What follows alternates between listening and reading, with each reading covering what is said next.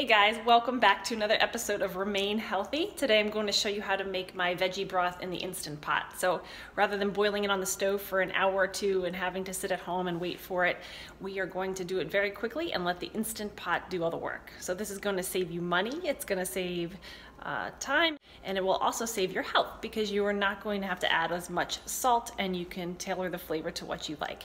So I do mine very simply. The first thing is to add in our vegetables in the pot. These are vegetables that I chopped up throughout the week and I put them in a little bag in the refrigerator, and as I chopped up vegetables for dinner I added them to the bag so they stayed fresh in the fridge. And then to that I'm going to add 3 large jars of water into the pot, as well as a bay leaf, a little bit of turmeric, just shake a little bit in there. Seriously, you don't have to measure that much. And about 20, I don't measure of course, and put that into the pot too. You can add a little salt if you want.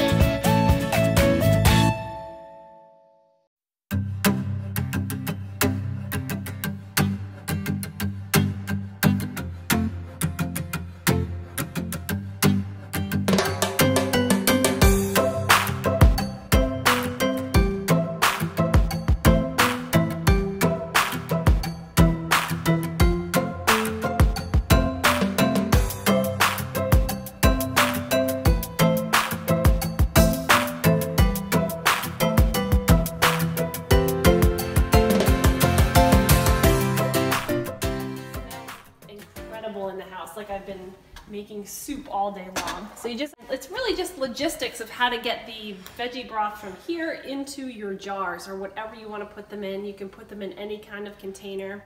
I use a bowl and I strain out the veggies with this, and it sits nicely on here. And the reason I like this bowl is because it has a little spout on the side, and that way I can just pour the broth into the vegetable jars and not have to get another tool out.